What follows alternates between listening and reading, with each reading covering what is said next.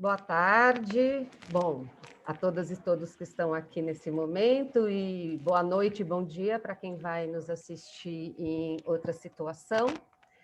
Esse é o último encontro dessa rodada de Direitos Humanos em Diálogo, que nós organizamos para profissionais do direito, né, para estabelecer um diálogo entre academia e profissionais do direito sobre aspectos e pesquisas e reflexões sobre direitos humanos, tendo em vista alguns temas determinados.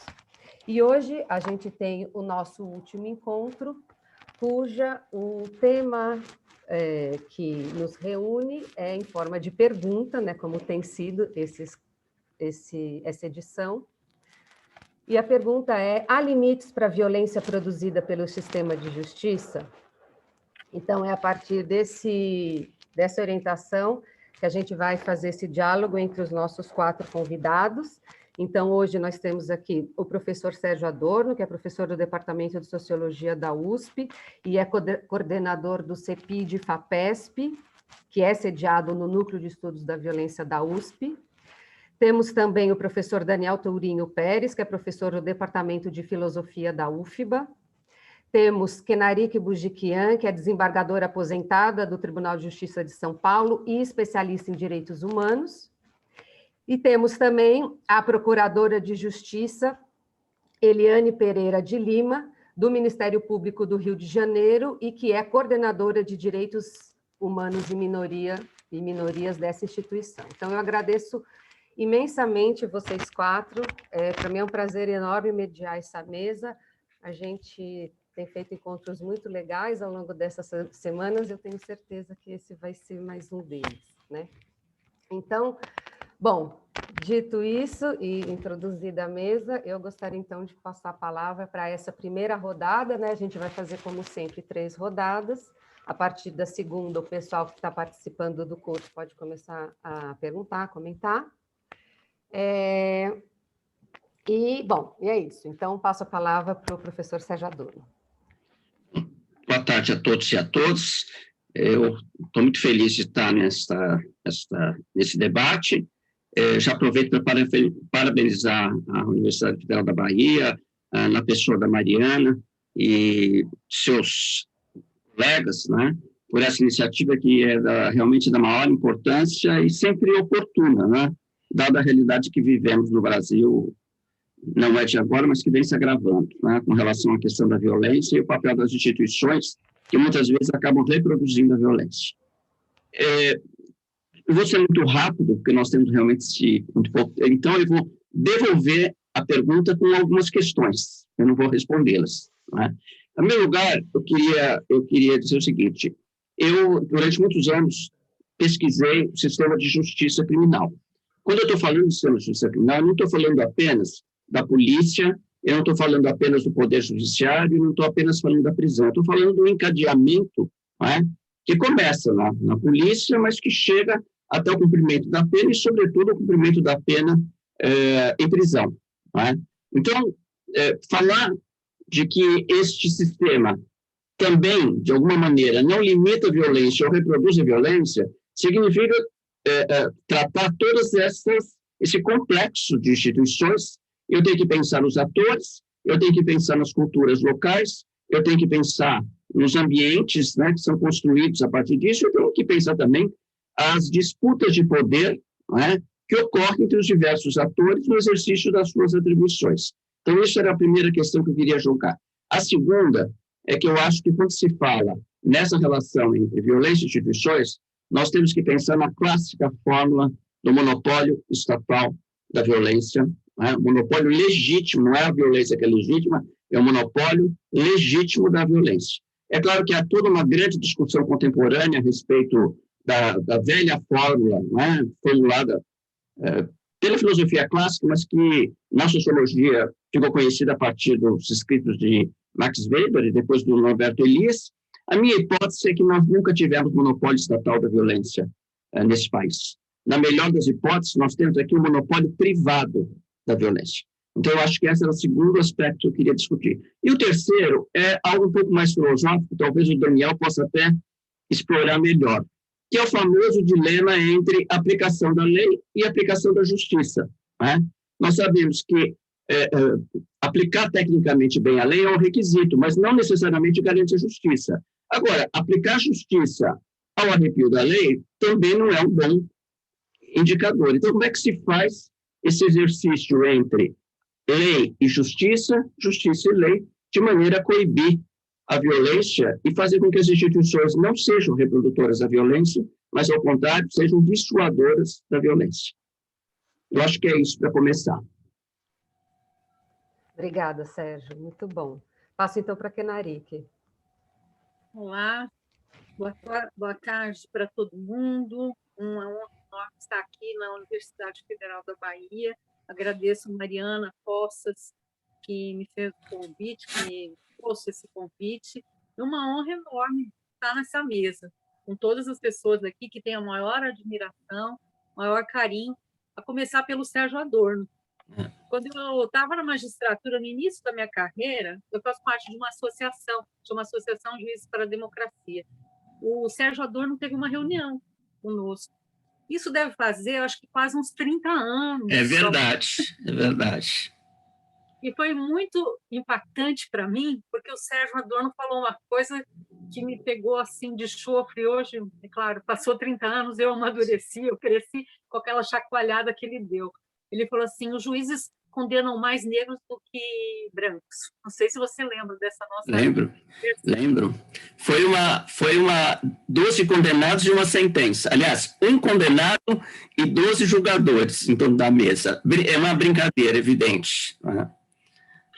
Mas foi assim, um impacto, porque, na verdade, quando você entra na carreira, quando você termina uma faculdade de Direito, um pouco tempo mais de experiência para poder ingressar na magistratura, você não tem a maturidade dessa compreensão dessa realidade brasileira. E claro que para mim foi um choque. Eu falei, nossa senhora, nós estamos condenando mais negro. E teve toda uma discussão em cima disso. E isso é muito claro, cada vez mais claro, evidentemente, com todos os trabalhos acadêmicos que são realizados. Mas aquilo me impactou, Sérgio, de uma maneira que eu carrego até hoje aquela frase. Era a primeira vez que eu tinha visto ele, a primeira vez que conversávamos, e eu fiquei realmente muito impactada. Porque... Kenarik, foi recíproco. O impacto foi também sobre mim. E, com isso, cresceu a minha admiração por você e por todos aqueles juízes que estavam comprometidos com uma outra visão de democracia. Desculpe a intervenção, mas é tão emocionante o que você está falando que eu não posso deixar de falar. Obrigada, Sérgio, foi muito bom. Foi muito importante para todos nós, naquele momento, aprofundar as nossas reflexões, inclusive sobre o papel do judiciário neste contexto de violência, né? E acho que existem, nesse período todo, muitos fatos que são simbólicos. Primeiro, eu acho que, em termos de sistema de justiça, uma coisa que nós refletimos naquela época é que tudo que vem pelo judiciário não vem por iniciativa do judiciário. Isso é um primeiro ponto. Então, nós temos filtros que começam desde a polícia militar, polícia civil, até desembocar, ao final, no judiciário como estrutura de poder mesmo, né? Que faz parte desse sistema de justiça. E o papel que o juiz tem criado, tem realizado. Outra coisa que é marcante nesse tempo, para mim, é que, quando nós discutimos autos de resistência, isso dentro da associação, um delegado, que é do Rio de Janeiro, falou para nós, acho que ele tem até isso escrito, a polícia mata, mas quem assina o certidão de óbito é o juiz, porque é ele que determina o arquivamento. É outra coisa que a gente aí pula para pensar nesse fio da violência que começa com a polícia e termina lá no judiciário. Um exemplo que eu acho muito emblemático é o caso da casa de detenção. Fato que ocorreu em 1992, aqui em São Paulo, com muitas mortes, um processo absolutamente trabalhoso, com tudo de grave que ele tinha. Veja, só agora, nós estamos em 2021, Só agora, esta semana, teve o julgamento do STJ, esse mês, validando uma decisão que aconteceu lá na primeira instância. Acho que a gente precisa pensar, nesse fio de 1992 até uma decisão em 2021, o que significa a reprodução da violência? O que significou em termos subjetivos para todos os operadores envolvidos? E outra coisa que me inquieta até hoje, tudo será resolvido no sistema de justiça? Será que nós não precisamos arrumar outros caminhos? Porque o sistema de justiça não está dando conta. Nós estamos vendo a coisa cada vez mais radicalizada, cada vez mais dolorosa para a população. E nos últimos anos, que eu digo, é nessa gestão em que o discurso de ódio da violência faz parte do Estado brasileiro em razão do projeto federal. Vamos lembrar que bem no comecinho dessa gestão, nós tivemos o caso no Rio de Janeiro dos 80 tiros do pessoal do Exército em cima de uma família. 80 tiros, 80 tiros. Olha do que nós estamos falando, sem nenhuma reação, sem nada. E nós estamos falando, agora mais proximamente, de Jacarezinho, sendo que nesse tempo recente nós temos uma decisão do Supremo Tribunal Federal que tenta limitar a atuação policial. Então, eu acho que assim, não está funcionando. Não está funcionando, e é isso que eu acho que é importante a gente refletir. Então, eu agradeço, uma alegria enorme estar na mesa com o Sérgio, lembrar daquela conversa, naquela sala, nós todos angustiados com tudo aquilo, e ele jogando as coisas para cima da gente, para a gente, uau, uau, uau. E é isso que eu sinto assim, cada vez que eu vejo o Sérgio, dessa minha admiração enorme.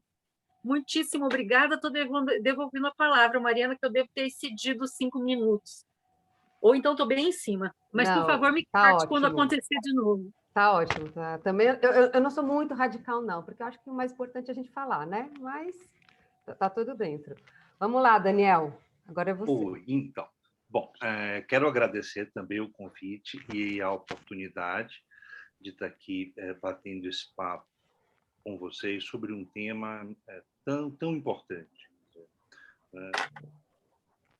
Eu nunca desenvolvi, digamos assim, uma reflexão mais sistemática sobre o tema da violência, né? Mas é inegável, né, de que convivemos com ela diariamente, ainda que em graus diversos, né, na sociedade brasileira. Então, todos nós, é um problema que aflige, ou pelo menos deveria afligir todos nós.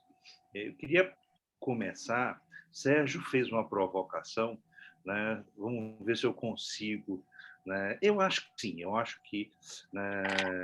Veja, a provocação do Sérgio, olha, a questão da aplicabilidade, né? Aplica-se a lei, né? Mas não necessariamente ao se aplicar a lei está se realizando a justiça, né? Mas, por outro lado, não se pode realizar a justiça ao arrepio da lei. De fato, né, como a gente está discutindo aqui com pessoas do âmbito jurídico e tal, esse é o grande dilema, não é? Quer dizer, como é que você vai, digamos assim, conseguir afinar, digamos, aquilo, né, que a lei exige, aquilo que a lei determina, né, com as circunstâncias, né, em que o juiz está ali lidando.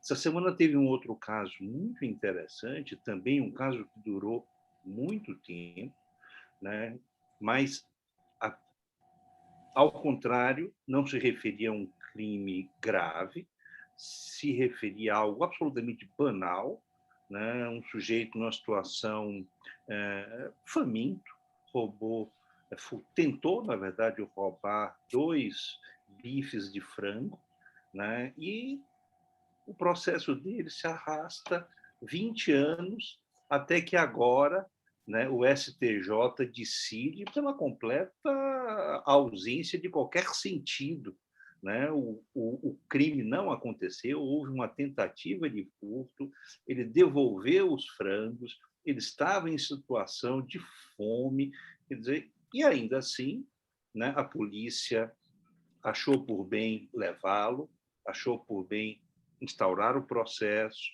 um promotor achou por bem levar a julgamento, um primeiro juiz achou por bem prosseguir com o julgamento até que o STJ disse, olha, né? Enfim, é uma questão de realmente, né, talvez, e aí tocando já um pouco no que a Narik colocou, eu acho que talvez falta um pouco de sensibilidade, né, a nós, aos atores do sistema, né? E acho que tem um problema cultural muito sério. Né? Vejam, a Kenarik se referiu a Jacarezinho, né? Um crime absolutamente bárbaro, né? Cuja explicação que dão é, olha, muito provavelmente, né, foi um ato de vingança ali imediato, né, por um dos policiais ter sido, né, atingido no confronto. Então, os policiais, tomados de raiva, né, resolveram, então, matar 25 pessoas. Mas bom, o crime em si já é absolutamente chocante, né? Mais chocante ainda é o governador do estado utilizar o fato na sua propaganda política, porque parece, né, que perante a população, né, ou uma parte significativa da população, aquela ação foi bem avaliada. Isso é que, em certa medida, tem que nos chocar mais. Tá? A gente não pode mais, digamos assim, compactuar com essa cultura, porque, na verdade, acaba sendo uma cultura, tá, da violência.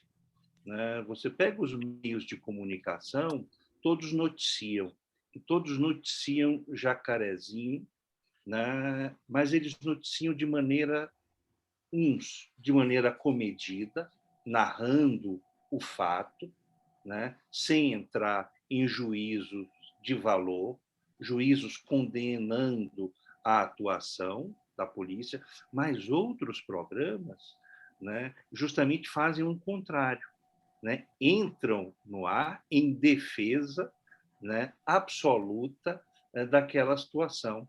Ora, a população acaba tendo a sua sensibilidade formada por esses discursos, pelo modo como esses eventos são, digamos assim, narrados para ela. Então, a gente precisa ter, talvez, um pouco mais de cuidado. Eu digo, a gente, né, professores, também aplicadores do direito, ou mídia, enfim. Né? Eu acho que a gente precisa tematizar mais essas questões. Eu acho que, enfim, né? Porque, na verdade, quer dizer, você tem um sistema da justiça que é composto pelas instituições, mas, no fim das contas, tem um juiz ali com a sua sensibilidade. Né? Por mais fria que a lei seja, né, sempre tem um ser humano ali, né, que é ele, no final das contas, ou um júri, no final das contas, mas são pessoas, né, e o objetivo é justamente que a lei ela não se auto-aplica, mas é preciso de, né, um olhar humano, sabe? Né? E eu acho que a gente precisa resgatar um pouco esse olhar, né? No sentido de humanizar mais a justiça. Tem um ponto ótimo, né, onde a aplicação da lei com né, ou a realização da justiça. Não há.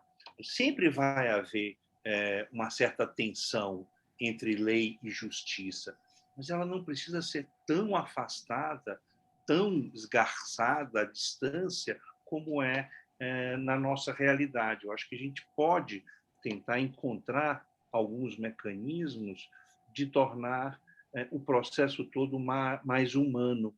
Né?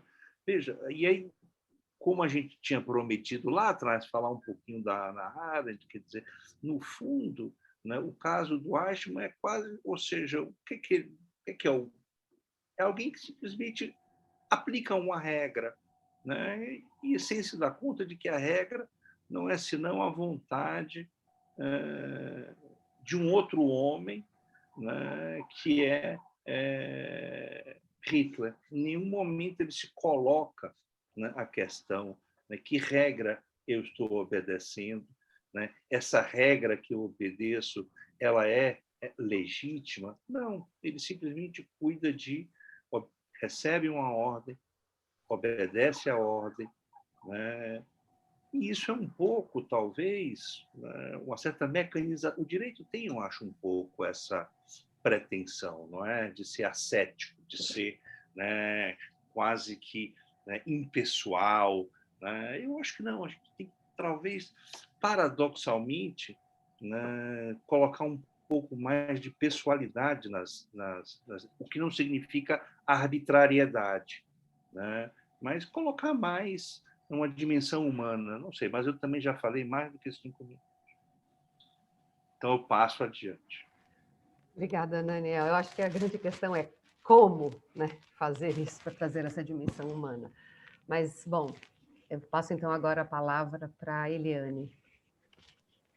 Muito obrigada, Mariana.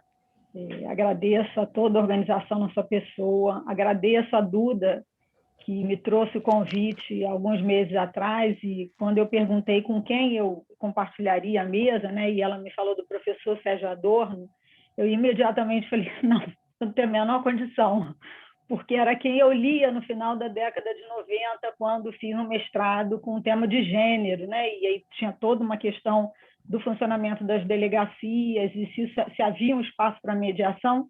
Enfim, na verdade, eu comecei a estudar o tema antes da 9.099, né? Ingressei no mestrado em 97, 98, enfim, terminei muito antes da Lei Maria da Penha. Mas eu trago um pouco essa história, né? Primeiro para dizer, quando eu brinquei, falei assim, não, Mariana, não é importante o que está aí, porque eu não vou trazer nada de sensacional aqui diante do professor Sérgio Adorno, do Daniel, enfim, e também de toda a estrada da Kenaric, né, que eu acompanho sua atuação na BJD, enfim. Então, acho que eu posso trazer, e sempre preocupada também de não trazer uma fala muito autorreferente, mas eu acho que eu defendo que a minha fala não vai ser exatamente referente, porque ela traz uma carga histórica. E por que eu digo isso? Né? Eu ingressei na faculdade na primeira turma pós-88. Tenho uma formação que seria, né, a gente poderia dizer que é filha da Constituição de 88. Eu ingressei em 89, primeiro semestre, né? E estudei por muitos livros ainda de outras matérias que não constitucional, mas com referência à emenda constitucional de 69, né? Então, era aquela geração assim que prometia, que tinha que tirar do papel as promessas, né? E não foi muito diferente em relação ao Ministério Público, né?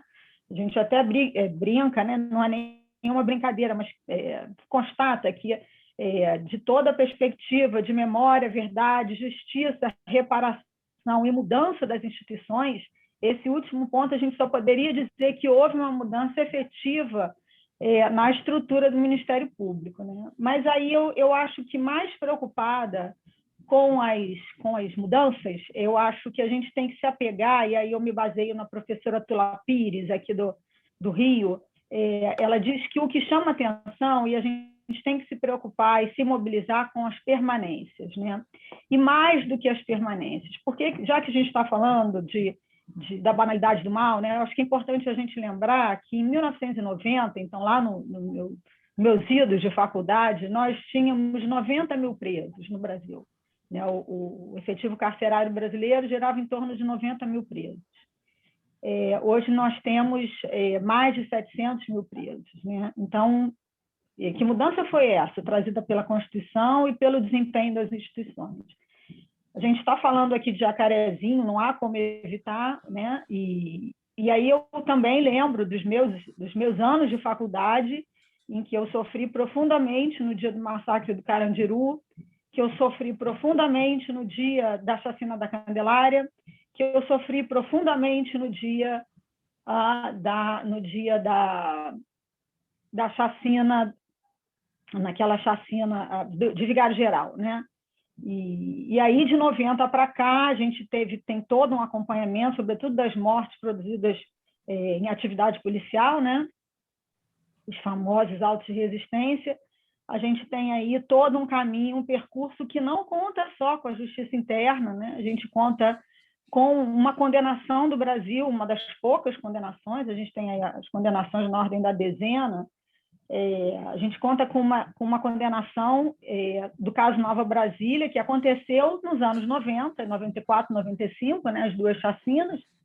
Enfim, e para tornar minimamente real o que está disposto lá na sentença, que a gente tem, e eu acho que a Kenarique pode me ajudar aí, se isso for confirmado, né, a gente tem que fazer um exercício de convencimento e de constatação e percorrer uma linguagem do óbvio para mostrar para o sistema de justiça, não estou falando só dos meus colegas, para demonstrar que o Brasil é obrigado a cumprir, sim, as decisões da Corte Interamericana, que não existe esse argumento de que isso é uma violação de soberania, muito ao contrário, isso é uma afirmação de soberania, uma vez que o Brasil, no pleno exercício da sua soberania, aceitou a jurisdição obrigatória, e a gente se depara com o Jacarezinho, né? E aí eu vou falar, evidentemente, que eu não posso entrar nas investigações, né? Mesmo nas conduções que o Ministério Público tem feito em relação a isso. Existe uma força-tarefa composta pelo colega que tem atribuição natural, mais 3 outros colegas. Existe todo um canal aberto de cobranças em relação a essas investigações, mas eu tiro mais o Jacarezinho como um símbolo, né, das permanências.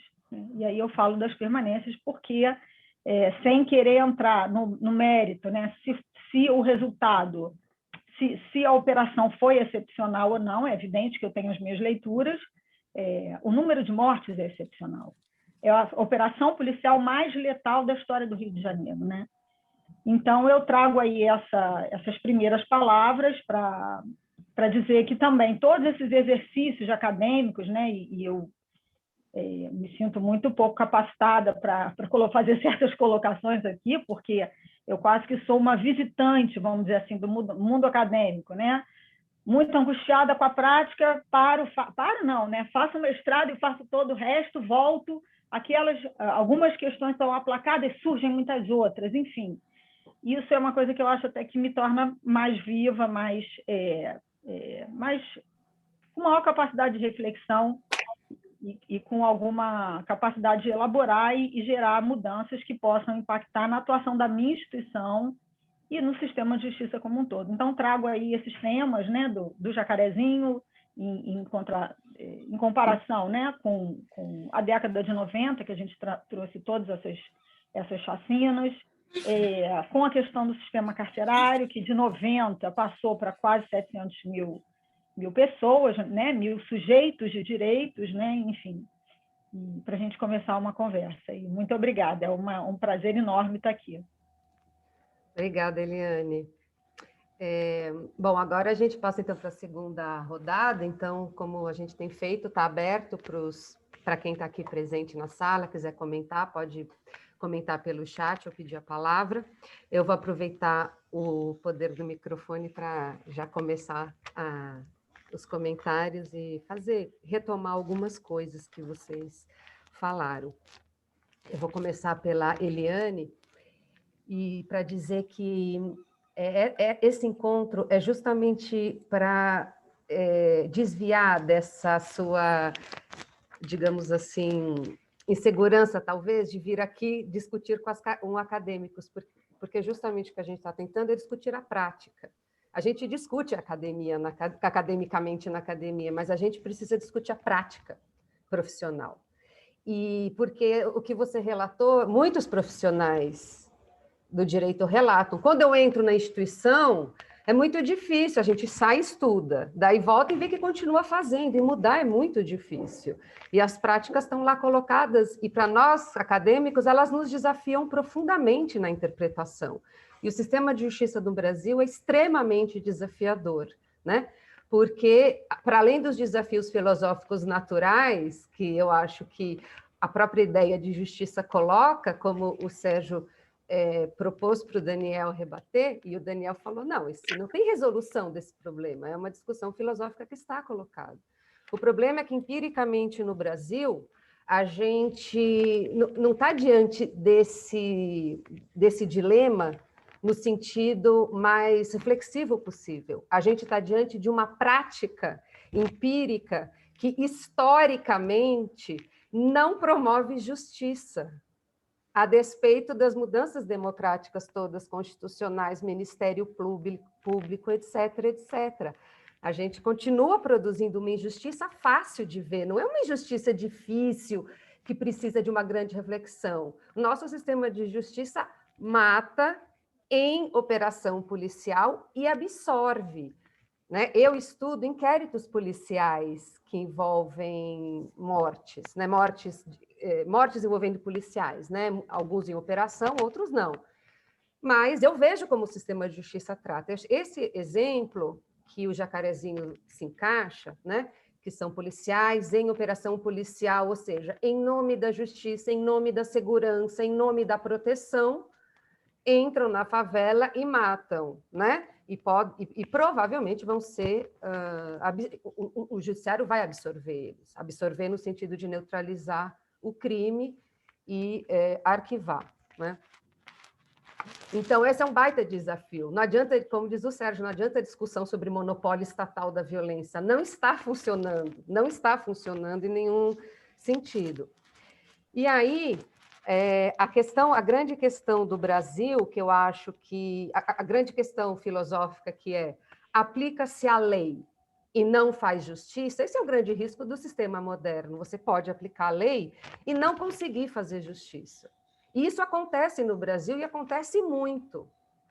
Só que o que a gente tem no Brasil, que é uma realidade que veio crescendo e desafiando desde 88, e que me parece agora ela tá explícita, oficial, é o discurso oficial da presidência, etc., etc., é que é possível e desejável fazer justiça sem lei. Então, já que a lei não promove justiça, faça-se justiça sem lei. A gente tem os dois movimentos hoje, né? Não bastasse um desafio. Então, me parece que, quando a gente volta, né, para as faculdades de direito, que já tem dificuldade de lidar com o problema filosófico, eu sinto que elas não conseguem nem acessar esse problema empírico. Então, quando o Kenarik falou, quando eu fui para a faculdade de direito, nunca ninguém discutiu lá que o sistema de justiça criminal condena mais negros do que brancos, a despeito disso ser um fato, e não uma projeção.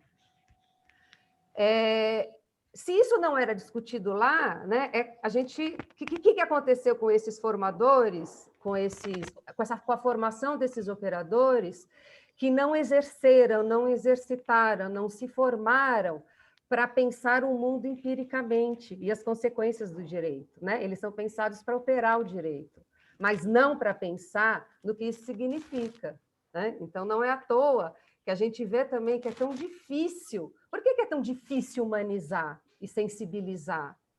Eu achei legal esse conceito que o Daniel trouxe, precisamos sensibilizar.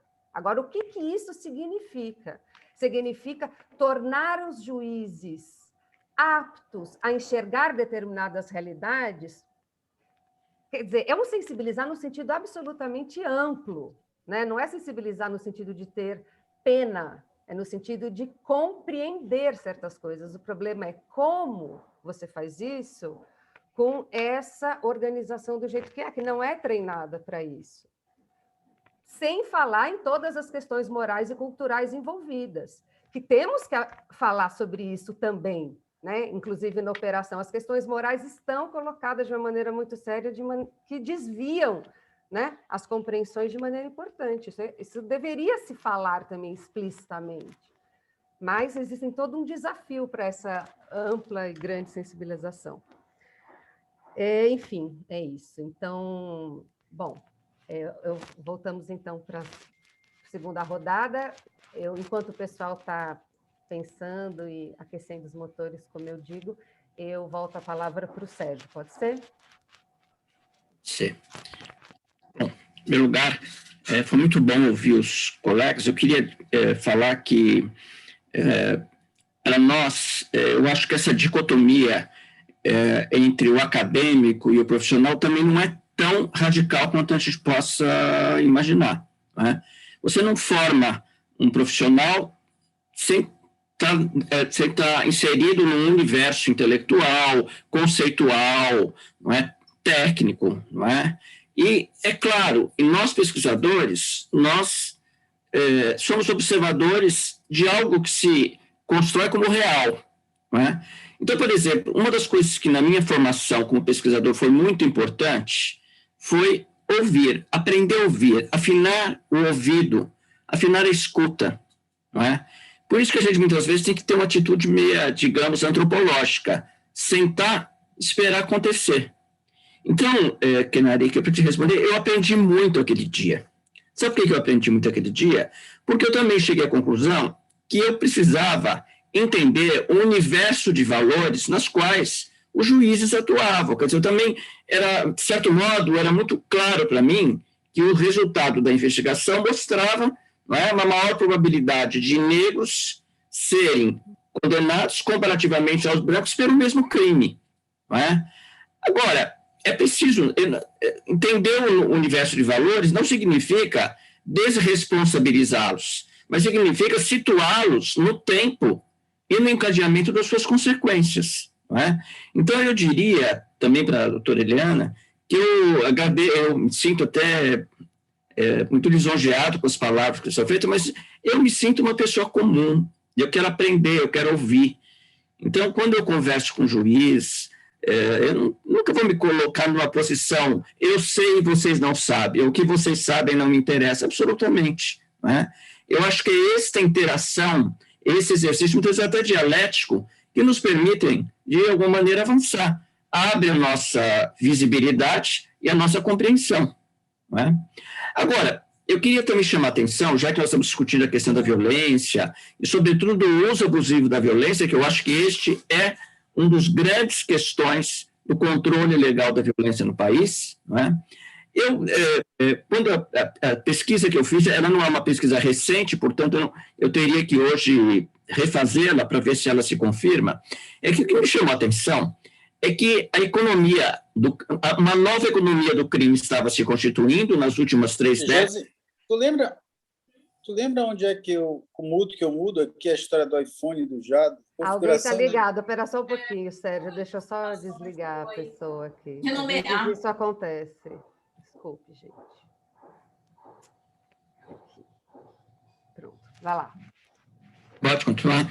Então, uma das coisas que eu observei é que, já há 3 décadas, uma nova economia do crime, sobretudo em torno do tráfico de drogas, estava se constituindo, e, portanto, formas organizadas de ação, não é?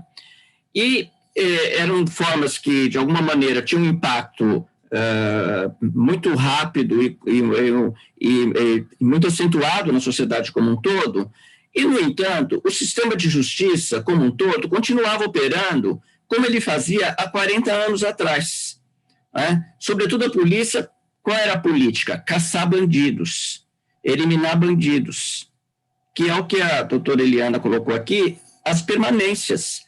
Essa cultura de caçar bandido é a cultura que ainda prevalece em boa parte das nossas polícias. Eu não digo todas, algumas são mais avançadas, mais modernas, mais técnicas, mas se a gente olhar o Brasil, a gente vai olhar que boa parte das polícias funcionam assim, né? Então, há um descompasso entre, na verdade, esta economia do crime que emerge e a capacidade do poder público, do Estado, através das instituições, de oferecer soluções que devolvam tranquilidade e segurança à população, sem agredir direitos humanos fundamentais. Então, se tem 2 coisas que nós precisamos enfrentar, não são as únicas, eu acho que a doutora Gnari que falou que a gente precisa olhar a sociedade também, não é só o sistema, não é só os operadores, afinal de contas, os operadores são atores sociais, eles não estão desvinculados da sociedade, se há uma coisa que nós precisamos entender, é por que o sistema de justiça tem uma enorme dificuldade de aceitar mudanças. Então, por exemplo, eu acho que parte da filosofia das penas tinham que ser alteradas frente ao contexto atual. Não é? Então, por exemplo, quando você pensa muito na questão do direito penal no Brasil, é aquele modelo ainda herdado do século XVIII e XIX. Né? Cada agente com a sua responsabilidade X e vai ser apenado segundo esta participação e responsabilidade. Olha, numa criminalidade organizada, é muito difícil de você saber quem é o agente que é responsável por um encadeamento de todas as operações. Então, por exemplo, a justiça penal teria que pensar de uma maneira muito diferente. Ela teria que pensar a partir do conjunto para o indivíduo, e não o contrário. Né? Eu estou falando isso, só para terminar aqui, eu sempre fui muito impactado por um estudo de um filósofo francês, que foi muito ligado a Foucault, que escreveu um livro sobre l'État-providence. Né? E ele mostrou a história do direito, como é que se evoluiu o direito social na França em função dos acidentes de trabalho. Né? Os acidentes de trabalho, até meados do século XIX, implicavam em responsabilização dos empresários que eram responsabilizados pelas más condições de trabalho, que provocavam os acidentes. Há toda uma mudança da filosofia para transformar o direito social num direito de segurança. Não é? E com isso, o que você faz? Você cria fundos, você cria sociedades securitárias, com o objetivo de fazer o quê? Criar uma responsabilidade social e, ao mesmo tempo, limitar as más condições de trabalho que provocavam os acidentes. É um livro fantástico. Eu sempre fiquei me perguntando por que esse raciocínio não invadiu o campo penal.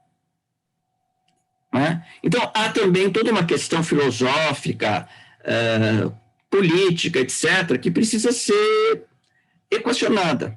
Agora, para isso é preciso que os operadores do direito, e aí eu tenho a minha profunda admiração pela Associação Juízes pela Democracia, por tudo que ela faz, pelo seu protagonismo social, né? No sentido de estarem próximos da sociedade e poder entender melhor as demandas, no sentido não apenas de demandas por direitos consagrados na lei, mas por justiça. Né? Então, eu acho que é essa conexão que o Daniel chamou de uma sensibilidade humanitária, eu acho que é esta conexão que nós precisamos fazer. Né? Nós precisamos, os operadores do direito e a sociedade, ser aliados nos fins que são a proteção dos direitos humanos, a proteção da justiça, a qualidade de vida e assim por diante. Né? Então, é um pouco isso que eu queria, mas eu estou inteiramente de acordo aqui. Eu acho que a questão da formação dos bacharéis nas escolas ainda é um grande problema. Né? Eu acho que a formação ainda é muito técnica, pelo que até onde eu consigo acompanhar, ela é ainda muito técnica. Né? E eu acho que, claro que você forma bons profissionais do direito, você forma pessoas com bom domínio do campo jurídico, né? Mas a pergunta é, o quanto isto, na verdade, está conectado com a sociedade, com o que a sociedade espera dos operadores do direito. Eu acho que é isso que se deve pensar quando se está pensando em formação jurídica. Obrigada, Sérgio. Bom, José Roberto, ele gostaria de fazer uma colocação, e antes de passar a palavra para ele, eu vou ler aqui o comentário da Camila Magalhães. Em todos os encontros debatendo questões ligadas aos direitos humanos no Brasil, percebemos que estamos sempre falando de racismo. De fato, o racismo apareceu em absolutamente todos os encontros, e, bom, não é à toa, né? Que continuemos falando disso. José Roberto. Obrigado, Mariana. Foi ótimo ouvir todos vocês. Vou compartilhar aqui uma angústia e deixar aí uma pergunta / provocação. Quando a gente estava compondo essa mesa, uma das conversas que a gente teve na organização foi falando com a Mariana. Ô, Mariana, mas sumamente interessante o tema, as pessoas são muito interessantes. O meu medo é que seja uma mesa um tanto chapa branca, no sentido que são todas pessoas muito convergentes nas opiniões. E doutora Kenaric, particularmente, quando o seu nome foi apontado, eu pensei isso, porque eu conheço a sua trajetória, tenho grande admiração por ela, mas eu falei, nós estamos chamando uma magistrada muito identificada com direitos humanos, uma pessoa claramente progressista, que vai ter muita convergência com a gente. E eu estou dizendo isso pelo seguinte, e a senhora, na fala inicial, menciona um momento em que o professor Sérgio Adorno vai lá na JD conversar com os magistrados, e ali a senhora tem um momento de, bom, eu preciso pensar sobre isso, essa é uma questão que me impacta. Eu tomo esse exemplo assim, como muito, muito interessante, mas absolutamente extraordinário no contexto da magistratura. Me parece que na JD o professor Sérgio Adorno teria impacto. Eu fico imaginando em outras associações de profissionais se o impacto seria similar. Por que eu estou dizendo isso? Porque, de certa forma, adianta dizer que a gente condena mais negros do que brancos, porque minha experiência como professor é uma experiência alvissareira ver as novas levas de estudantes na faculdade de Direito, ver como esse público tem se diversificado, ver a quantidade de alunos negros que estão aparecendo na universidade, mas eu penso em que medida uma educação para direitos humanos tem esse poder transformador. Esse é o meu receio, porque quando eu vejo pessoas saíram da universidade aqui, quando eu estou da UFRJ, as práticas profissionais, quando eu vejo pessoas que a gente espera um mínimo de defesa dos direitos humanos, por exemplo, eu vou dar um exemplo muito emblemático do Rio de Janeiro, o nosso governador Kassab, ele é um juiz federal que saiu da magistratura para virar governador e faz discurso público, defendendo o tiro na cabecinha, e faz a performance em helicóptero sobrevoando comunidades. Aí eu fico aqui. Eu acho que a gente tem a questão do monopólio legítimo da violência, para mim também é um enorme problema, sempre foi. Me parece que a hipótese de que ele nunca foi muito efetivado, ela é muito forte. Agora, tem uma outra questão que eu vejo aqui, em que medida essa produção da violência seria indesejável? O sistema de justiça, o tema da mesa, a produção da violência, qual o limite dessa produção de violência, ela parece muito indesejável para essas pessoas que têm uma preocupação com direitos humanos, como essas que estão aqui nessa mesa, mas em que medida nós não estamos falando para nós mesmos, acadêmicos e profissionais progressistas do direito? Em que medida esse discurso tem penetração para além dessas pessoas que têm uma sensibilidade para o tema? Porque quando eu vejo o histórico aqui da evolução de políticas públicas criminais nos últimos 20 anos no país, a performance do sistema judiciário no Brasil nos últimos 20 anos, é um tanto, assim, há 20 anos eu era orientando do professor Sérgio Adorno de iniciação científica, eu estava me formando, estudando prisão, e desde lá, eu me formei assim, em 2001, desde lá eu tinha uma progressão, bom, estávamos saindo da ditadura, a gente teve a Constituição, eu estava num olhar muito assim, evolucionista da história brasileira naquele momento, da minha vida, pensando que as coisas iam melhorar. Olha só, eu entrei na faculdade, uma das minhas leituras que mais marcou foi o Brasil Nunca Mais, eu vendo o mundo se democratizar, de certa forma, e, no entanto, a gente está num momento político em que esses discursos, em que falam dos problemas que a violência e a justiça criminal é para a democracia, em que o discurso sobre direitos humanos, em geral, parece perder valor. Enfim, é um momento de angústia. Vocês, de fato, acreditam que esse discurso que nós fazemos aqui pode ter um impacto?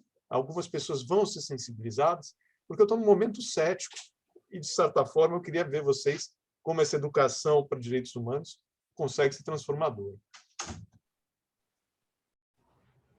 Obrigada, Zé Roberto. Bom, então, aproveitando já, na ordem, já passo a palavra para a Kenari, que acho que também foi em parte voltado. Nossa, difícil, né? Mas, tocando um pouco no que a Camila falou, da questão do racismo, eu acho que a gente carrega mesmo no nosso DNA toda essa violência, né? Tem uma frase do Darcy Ribeiro, tem uma fala dele, um texto dele, que ele fala que eu tenho sempre marcado esse texto, que volta e meia ele estava me vindo à cabeça. Descendentes de escravos e de senhores de escravos, seremos sempre servos da malignidade destilada e instilada em nós, tanto pelo sentimento da dor intencionalmente produzida para doer mais, quanto pelo exercício da brutalidade sobre homens, sobre mulheres, sobre crianças convertidas em passos de nossa fúria.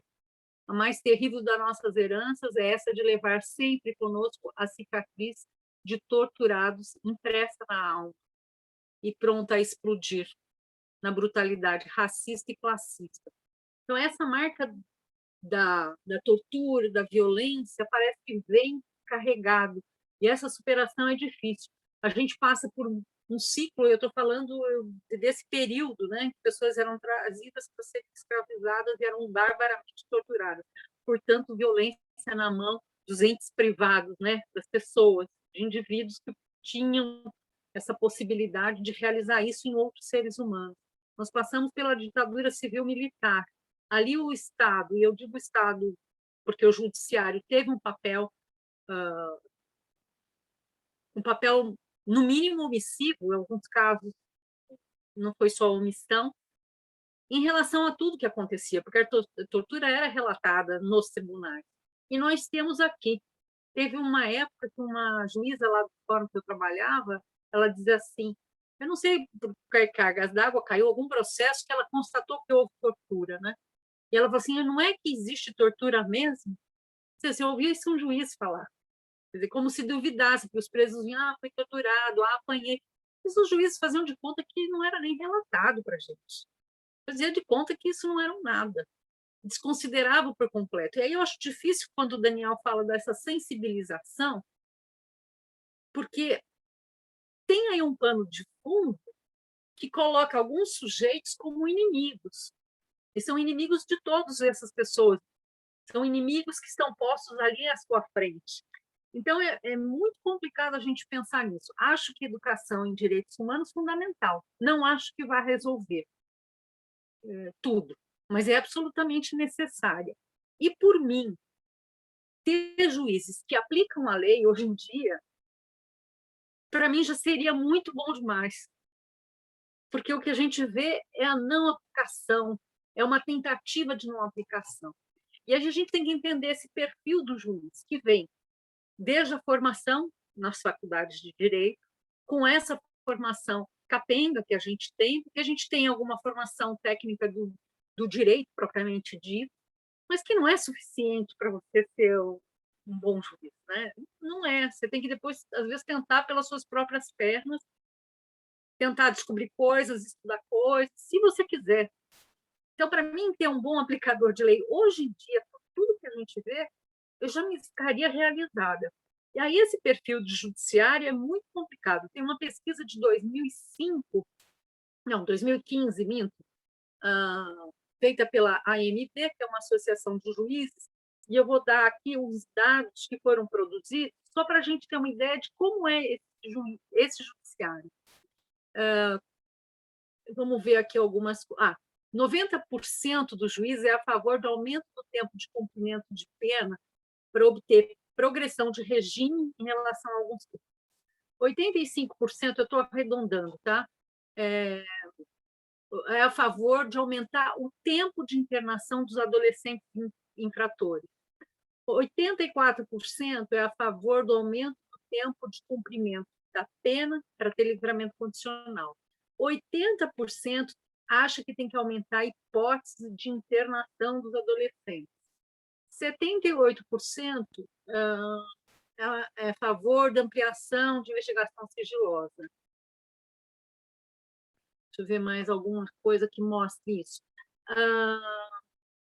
80%... Desculpa, é uma pesquisa da magistratura, do próprio TJ?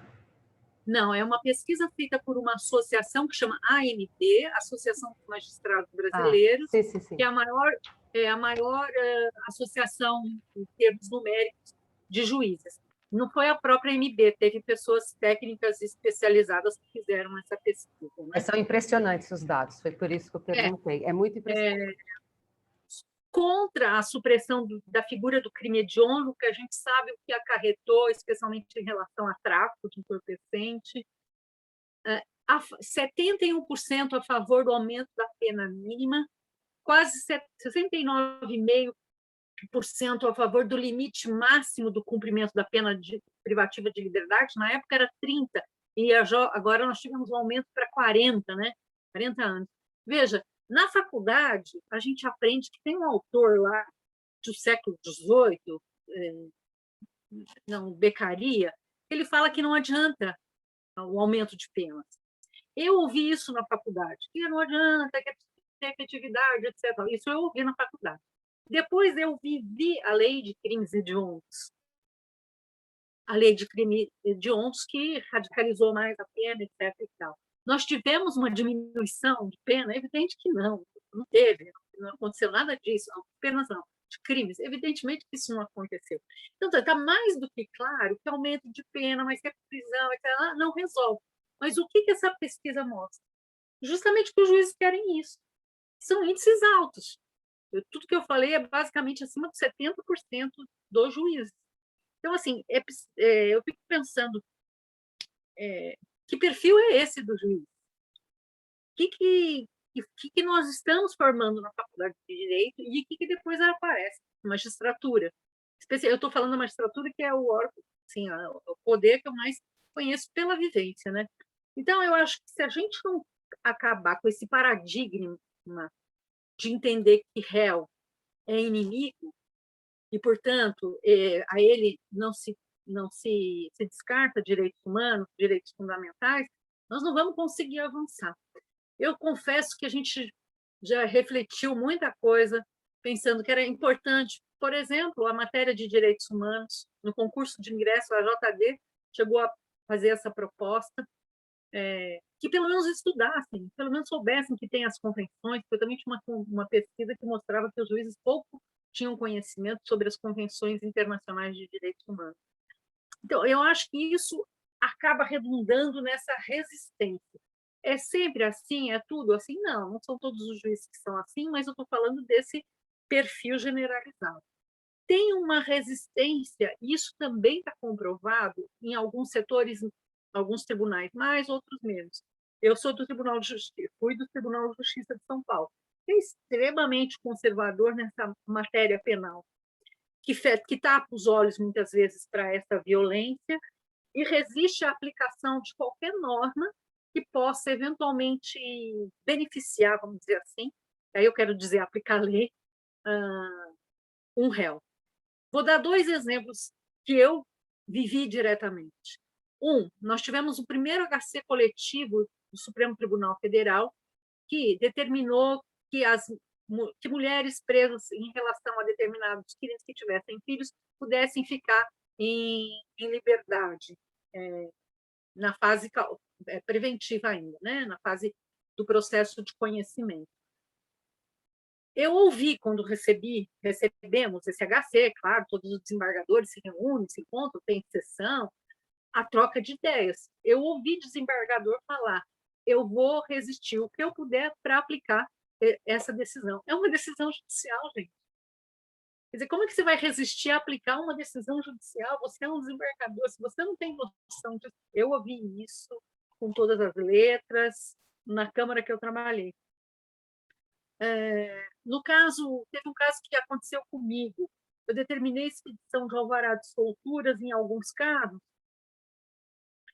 porque a pena estava cumprida já. A pena que tinha sido imposta em primeira instância já tinha cumprida, era coisa de mais de 1 ano e meio. Em todos os casos, era mais de 1 ano e meio de prisão. Eu respondi um processo administrativo, porque eu não decidi de forma colegiada, o que é permissível em alguns casos, né? Não é sempre que você pode decidir de forma monocrática. Quer dizer, o que significa isso? Você processar um desembargador que determinou expedição de alvará de soltura clausulado porque o sujeito já cumpriu a pena. Pior, eu fui punida por isso aqui pelo meu tribunal. Então, existe também todo um mecanismo que é de não aceitar juízes que pensem diferente desse pensamento que é dominante no Tribunal de Justiça de São Paulo. O STJ tem andado muito incomodado e tem dado decisões assim, muito fortes em relação ao Tribunal de Justiça de São Paulo, porque as pesquisas mostram. Tem uma pesquisa da Fundação Getúlio Vargas do Rio de Janeiro, já feita há alguns anos, foi publicada no boletim do TCCRIM, que mostra isso. O Tribunal de Justiça de São Paulo não quer aplicar em coisas que já estão consolidadas, decisões e teses que estão consolidadas. Então, eu acho que a gente tem que pensar nessa coisa do perfil, né? Como a gente consegue superar esse perfil de magistrado, como a gente consegue ter uma outra magistratura que cumpra o seu papel que é esse papel constitucional de garantir os direitos. Enfim, é difícil a gente encontrar uma solução, mas eu tenho muita fé na academia, viu? Eu acho que a academia tem dado sempre essa... Por isso que eu nunca resisti a pesquisas. Há um tempo atrás era muito resistente no judiciário, né? Em relação às pesquisas, às participações, mas, enfim, eu acho que a gente tem que encontrar esses caminhos. Não é nada como esses diálogos de quem estuda, e com essa troca também de quem pode oferecer alguma coisa do que foi o dia a dia, para quem sabe a gente encontrar alguns caminhos, né? Para que o judiciário não seja, de novo, mais uma vez, o chancelador das violências de Estado. Enfim, é isso. Obrigada, Knarik. O Rafael ele gostaria de fazer uma questão, enquanto ele formula ou aparece, não sei, Rafa, como você vai fazer? Eu vou ler aqui o comentário do Joaquim Cerqueira. Ao falarmos em permanência, poderíamos lembrar que o ex-presidente Washington Luiz, na década de 1926 e 1930, afirmava que a questão social é um caso de polícia, né? Depois ele corrigiu, polícia. Vivemos, desde nossa emancipação política, uma violência institucionalizada. Ora, parece que nada mudou. Vive a atual visão da chefia do Executivo Federal atual, mas também podemos observar tal percepção na própria sociedade nos dias atuais. Assim, gostaria de propor aos palestrantes a seguinte questão. Será que ainda permanecemos vinculados a uma cultura estamental socialmente estratificada, não superada ao longo de nossa formação social institucional, o que acaba por comprometer uma visão de sociedade integrada por uma condição de igualdade, na qual os problemas sociais possam ser pensados a partir de uma perspectiva verdadeiramente coletiva? Ou seja, parece que a cultura da violência no contexto brasileiro decorre de uma visão de que o problema não é comigo, mas com os outros, contra os quais tudo é possível em termos de violação de direito. Ok. Daniele colocou também o comentário, entendo que o operador do direito é e trabalha com o resultado dessa sociedade racista e classista citada pela doutora Knarik no texto de Darcy Ribeiro. Essa sociedade não gera somente o réu, mas cada ator do processo. Aquele juiz e aquele promotor devem se saber também resultado dessa sociedade. Ok. Rafa, você gostaria de fazer alguma questão oral? Sim, está me ouvindo? Sim. Não, na verdade é bem rápido, eu queria insistir no mesmo caminho do Zé Roberto. E para isso eu pego um gancho que o Daniel levantou, e você mesmo, Mariana, reiterou, sobre a ideia de sensibilidade, né? E eu acrescentaria, acho que o Daniel falou também em imaginação, né? O ponto é esse: proposições relativas aos limites da violência produzida pelo sistema de justiça, você as encontra em ensaios, em tratados, em artigos, até em acórdãos, etc. Mas se a gente não está falando meramente de regras positivas, Daniel também mencionou isso, então, nesse caso, quer dizer, entre o príncipe medieval, que não comparava delitos e penas, porque se via como dono dos corpos dos súditos, né, e a discussão recente sobre punitivismo, justiça restaurativa, vão centenas de anos, porque o argumento não basta. Acho que é um pouco que eu senti que perpassa muitas das falas, o argumento não basta, né? O ponto do argumento se articula como uma nova partilha de sensibilidade, né? Através de caminhos que são múltiplos e que justamente não são apenas argumentativos. Os limites da violência produzida pelo sistema de justiça precisa ser imaginado para que depois ele possa infundir leis e práticas efetivas. E aí a pergunta é, a prática jurídica no Brasil está aberta a isso, sobretudo no nível da formação dos profissionais? Né? Sérgio Adorno terminou uma das intervenções dele falando em formação, né? E aí depois o Zé Roberto deixou um receio cético sobre a educação em direitos humanos. Eu concordo com ele, eu acho que justamente por isso, fora da mudança na imaginação, né, imaginar-se parte de um todo comum, por exemplo, eu acho que falou-se em perfil dos magistrados, né? Imaginar-se parte de um todo comum, fora disso não há mudança sustentável na prática.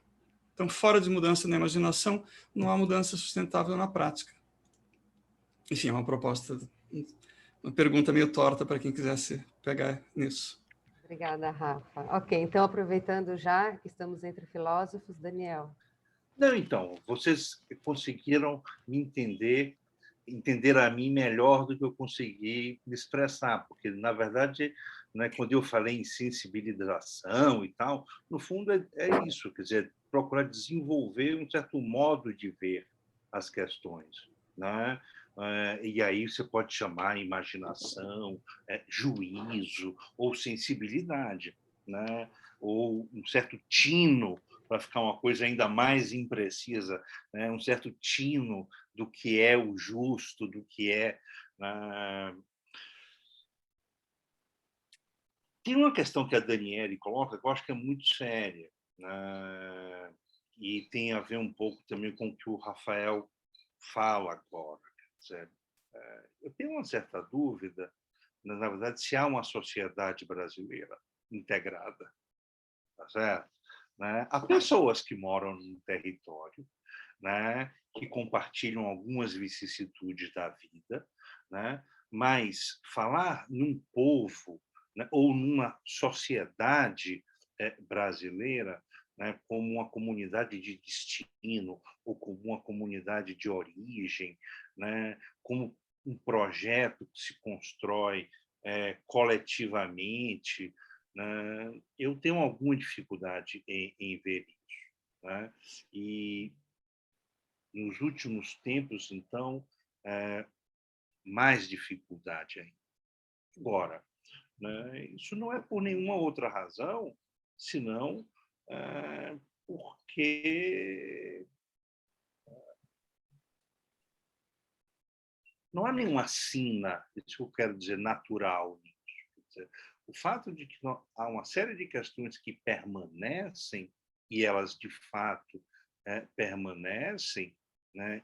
E antes mesmo de 1822, elas já estavam aqui, elas permanecem, e a escravidão, né? E as sequelas, né? São as mais evidentes, né? Que a gente nunca conseguiu lidar com isso, né? Não sei, eu tendo a achar, no fundo, né, que a academia não consegue só, né? A magistratura também não consegue só, né? Eu acho que a gente precisa de realmente, né, um esforço muito grande, né, de ocupar todos os espaços possíveis. Eu vou dar um exemplo, uma coisa que houve esse assassinato, né? Uma bala disparada que encontrou o corpo, né, da jovem no Rio recentemente. Agora não me lembro, né, Kellen, algo. Né? E, bom, né, foi mais um entre inúmeros. Né? Mas houve uma coisa diferente, quer dizer, você pega pelo... Cada vez mais rostos negros têm ocupado a televisão, né? E com esses rostos vem uma sensibilidade que é um pouco diferente, né? Então, ver o comentário da Flávia Oliveira reagindo a esse fato foi algo importante, né? Ela ali demonstrou, ela mostrou, né, um outro modo de ver a questão, né, que eu espero tenha impacto. Eu espero que deixe traço. Não vai ser uma manifestação, duas ou três. Eu acho que, veja, nós temos quanto tempo, não é?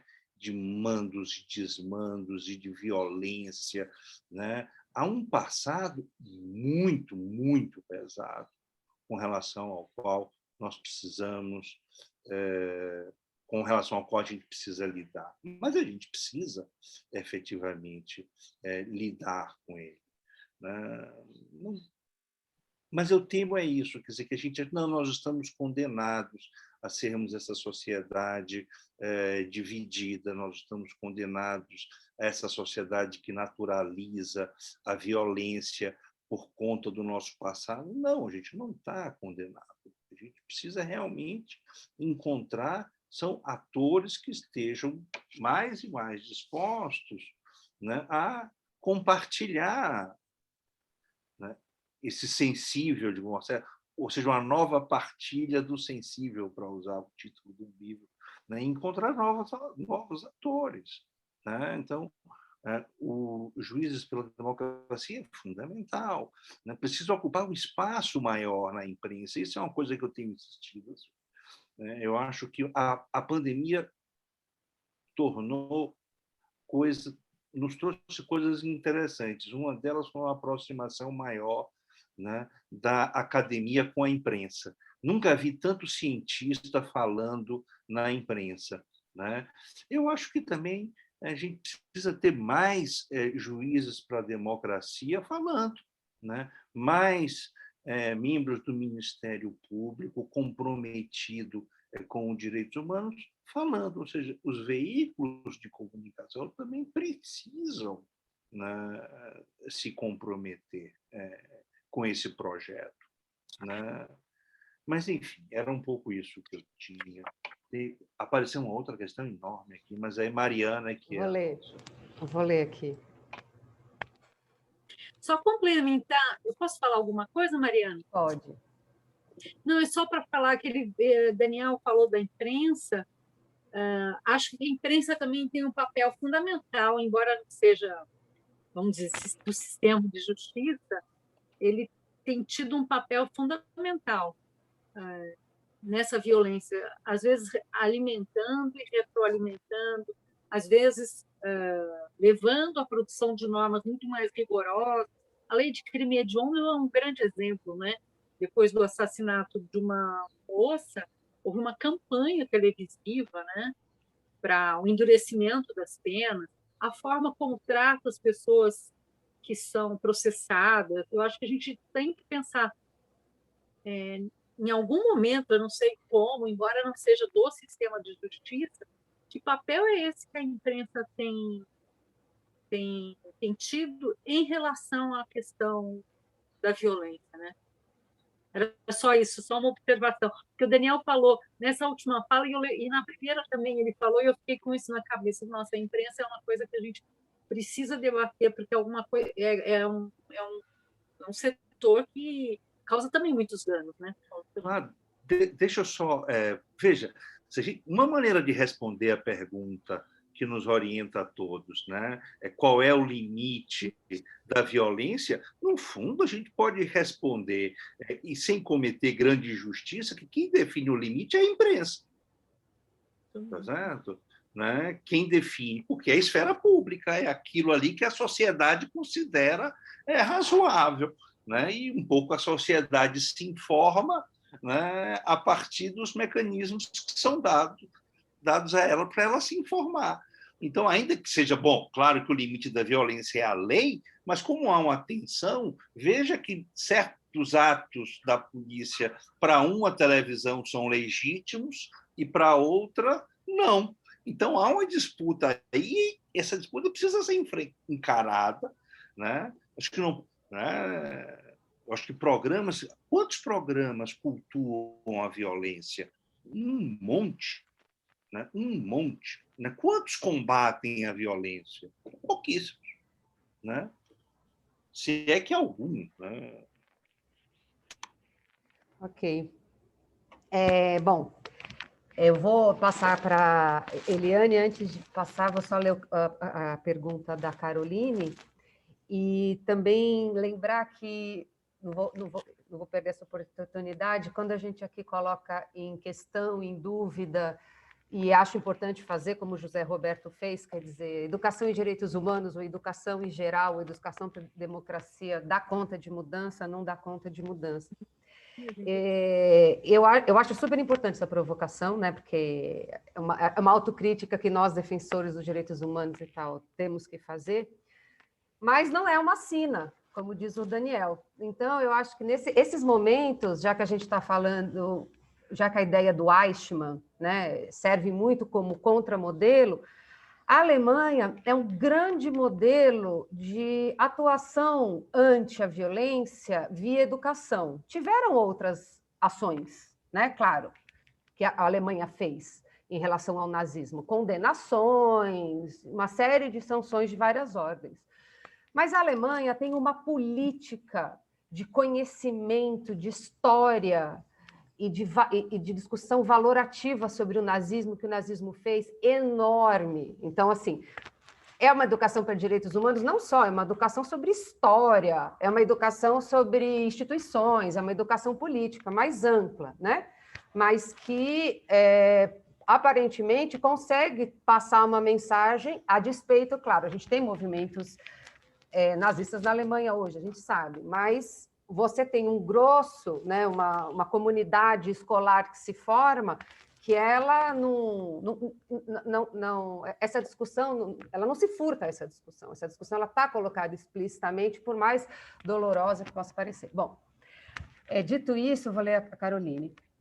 Olá, boa tarde. Estou adorando o debate, está muito bom. Queria propor uma reflexão, pois estamos falando de profissionais do direito atuantes no sistema de justiça e acaba passando por uma faixa bem específica de profissionais da carreira que atuam no Estado. E existe uma outra, que é até a maioria, que atua do outro lado do sistema de justiça. Me refiro aos advogados e queria compartilhar uma pesquisa do mês passado que me deixou surpresa. Saiu pelo Datafolha, Folha Just, sobre a carreira do advogado. Nele a informação de que 44% dos advogados recebem R$ 2.500 mensais. E mesmo com essa evidente limitação material da área, 47% deram nota 7 e 8 para satisfação com a advocacia. Alguns dos entrevistados atribuíram a nota pelo prestígio da profissão. Será que essa questão que envolve o prestígio da carreira jurídica pode ser uma chave para compreendermos melhor as práticas dos operadores do direito e essa desconexão entre suas práticas e a busca de justiça? Bom, então, com essa perguntona, eu passo a bola para a Eliane. Obrigada, Mariana. Enfim, tentando fazer uma escuta bem atenta aqui, né, de todas as falas e condensar aqui nos meus poucos minutos, né? Eu acho que pode ser uma chave, sim, né? E a gente percebe que tem toda uma... Claro, levantamos as bandeiras de que tem que haver educação para direitos humanos de uma maneira completamente transversal e percorrendo uma formação continuada, mas isso não basta, né? Sabemos disso também. Mas eu queria voltar um pouco, né? E eu fiquei muito atenta ao número de vezes que a Kenarik falou em resistência, mas em resistência do Tribunal de Justiça de São Paulo, e eu vou utilizar a mesma palavra, te pedir licença para falar da minha instituição. Eu também percebo uma resistência muito grande, né? E aí a pergunta que a gente talvez possa se fazer é como resistir à resistência, que eu faria, né? Então, você falou bastante, Kenarik, da questão do pensamento, né? de conceitos da magistratura como um todo. Eu acho que talvez a gente possa olhar também quem compõe a magistratura brasileira. A gente tem pesquisas, né? Pretende fazer uma pesquisa, inclusive, no Ministério Público, para traçar mais ou menos o perfil, né, do membro do Ministério Público, da membra do Ministério Público.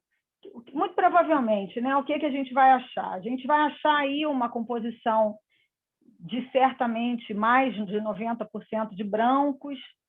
Aí eu falo do Ministério Público, mas elas se assemelham, essas carreiras se assemelham, e aí eu vou falar um pouquinho também quando falar da advocacia. Mais de 90% de brancos, hoje em dia, algo em torno de 60% de homens no Ministério Público. O Rio tem essa inversão, mas o quanto isso não diz muita coisa, porque também a gente nunca teve uma Procuradora-Geral de Justiça. Então, até que ponto eu ouço falas assim que reproduzem machismo institucional o tempo todo. Então, qual é a medida, né? Qual é o limite para esse tipo de resistência? Não sei, fico me perguntando. E no caso da advocacia, talvez você tenha muitos filtros também, né? Você não tem uma advocacia popular ainda formada, eu acredito que a gente venha a ter, porque as cotas tiveram um papel fundamental em relação a isso, e aí eu destaco também a importância das cotas para ingresso nas carreiras. Existe muita resistência, muita resistência. Hoje, o Conselho Nacional do Ministério Público, quer dizer, hoje não, isso já tem algum tempo, só me engano, essa normativa é de 2016, né? Tem uma recomendação para que os ministérios públicos, né, ramos da União, Estados, estabeleça uma cota de 20%. Só que como é que você vai obter 20%, né, de não brancos num tipo de carreira em que você tem que investir, depois de formado, algo em torno de 3 anos, né? É o tempo mínimo que se exige de advocacia, né? Como é que essa pessoa vai sobreviver? Ela não vai ingressar no mercado? O que esses concursos públicos existem? Como é que a gente, dentro e fora das instituições, consegue mudar isso? Então, assim, depois de muita luta, a gente conseguiu, nesse concurso que acabou de ser aberto do Ministério Público, fazer com que a primeira prova, que é a grande peneira, ela deixasse de ser uma prova discursiva, vamos dizer assim. Ela é uma prova de múltipla escolha. Então, a gente consegue... e eu não falo só do Ministério Público, não. Agora, na Defensoria Pública aqui do Estado, a gente teve uma mudança significativa também nos concursos para viabilizar um mínimo de efetivação dessa reserva de vagas, né? Porque há 3 concursos não passava um negro, uma pessoa negra. Então, isso me deixa realmente muito preocupada. Existe uma sobreposição de filtros, e no final dá isso aí, que são as nossas carreiras, né? E que produzem que produzem essa violência que eu não sei se tem limites, né?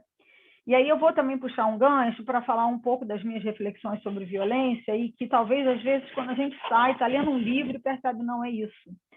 E aí eu me lembrei da República das Milícias, que é o livro do Bruno Paes Manso, né, que escreveu sobre o PCC, escreveu mais recentemente sobre as milícias.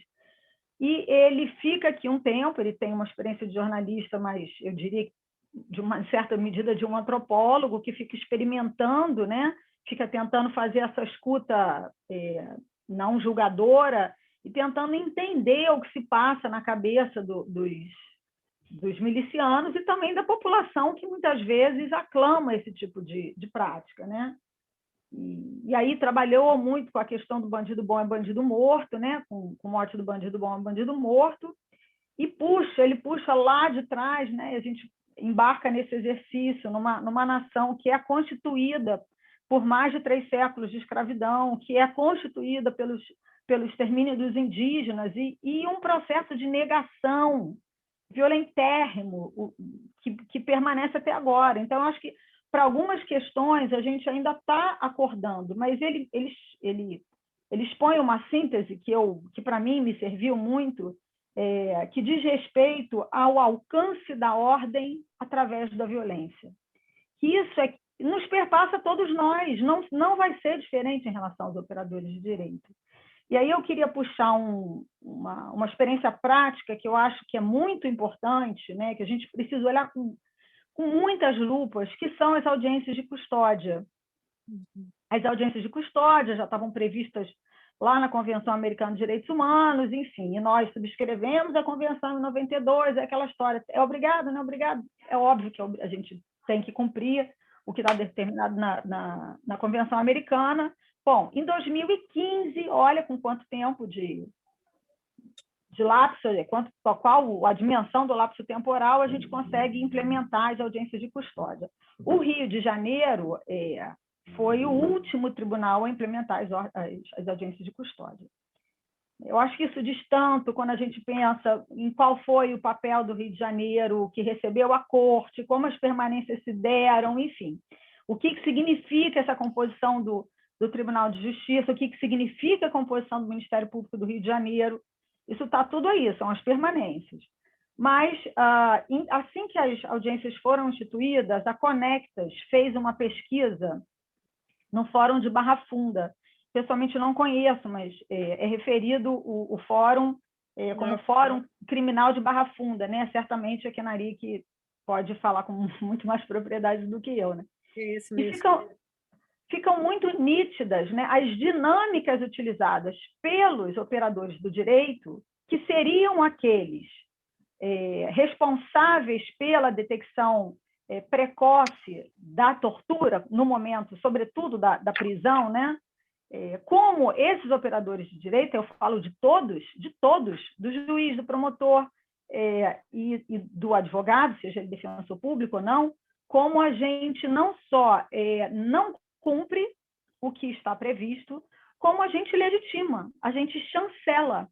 Então, talvez o que pudesse significar um tremendo avanço, que são as audiências de custódia, né, que basicamente servem para decidir sobre prisão e liberdade e para trabalhar numa lógica de detecção e enfrentamento, detecção precoce e enfrentamento da tortura, esses institutos são completamente capturados por aqueles, por uma lógica super perversa. E eu falo que é o seguinte, nas minhas primeiras palavras, eu citei alguns casos aqui que eu falo que são graves violações no atacado, mas essas da custódia são no varejo.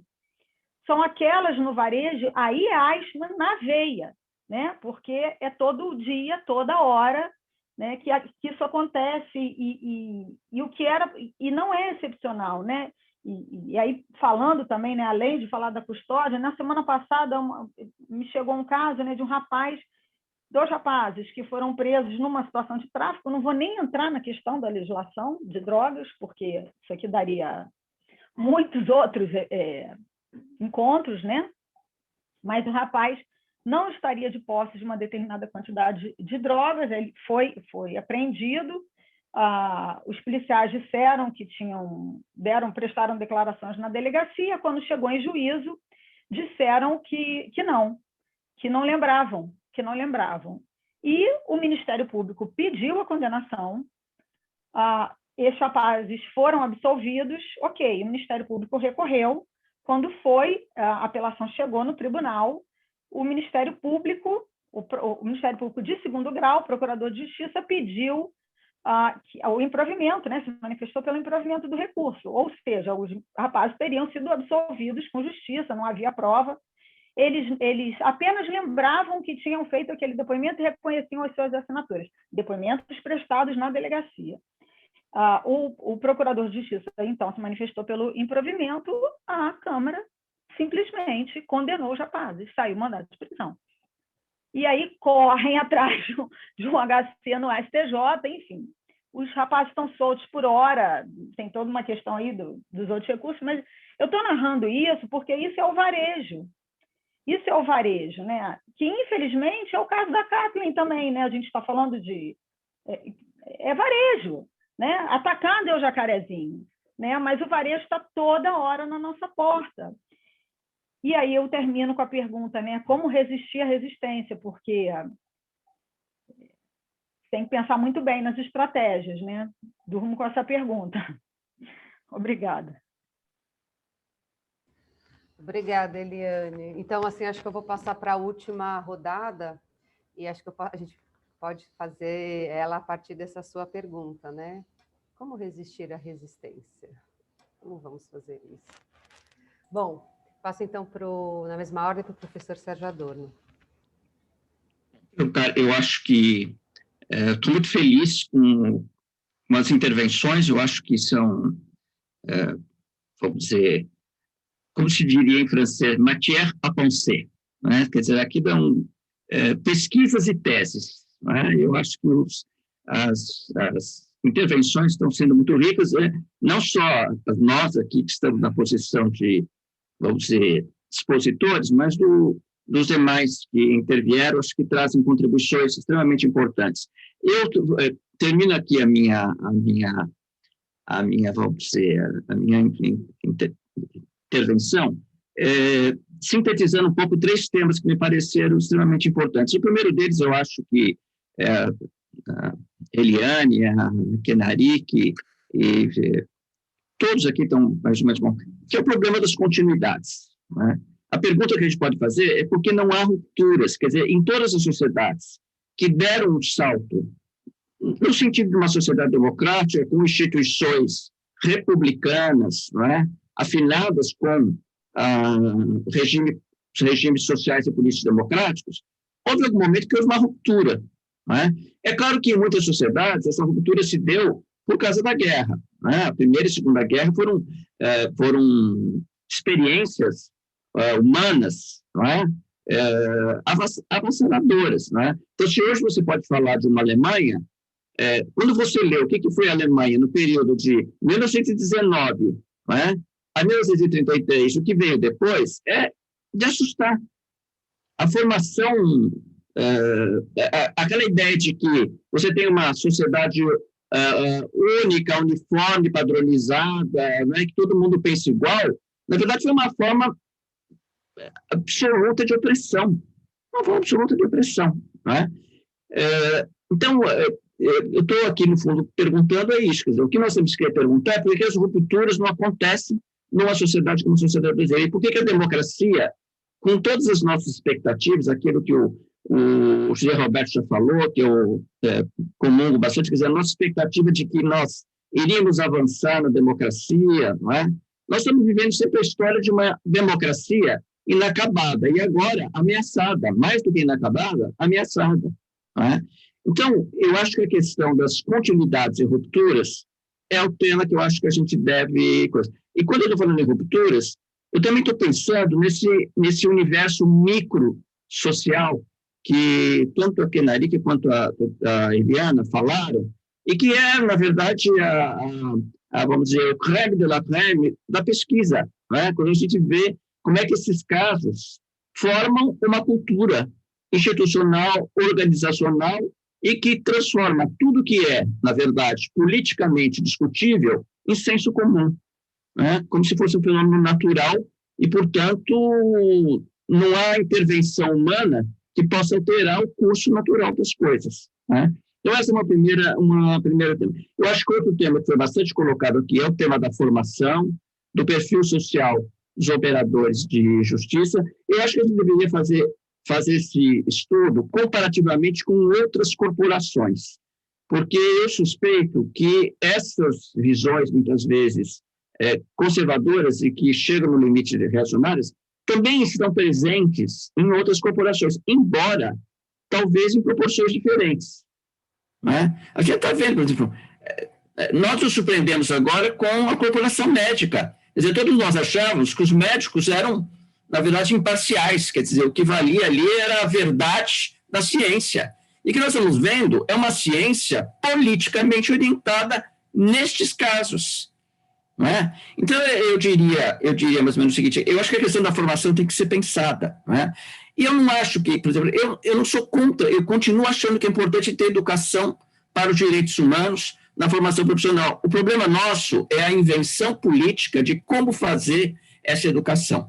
Eu acho que nós temos que inventar fórmulas de fazer com que a educação para os direitos humanos seja uma coisa de pele, de sensibilidade, que as pessoas possam sentir que educação para os direitos humanos e os direitos humanos é fundamental para uma existência minimamente respeitável, digna, não é? Numa sociedade contemporânea como a nossa, atravessada por inúmeras diferenças, não é? Que precisam, em algum lugar, em algum espaço público, terem interlocução entre si. Né? E, para finalizar, eu queria chamar uma atenção de algo que vocês foram falando e eu, como sociólogo, fui pensando. O que está em discussão, em última instância, a grande questão que é de que ordem social estamos falando. Nós estamos falando de uma ordem social que é profundamente dividida, hierarquizada, né?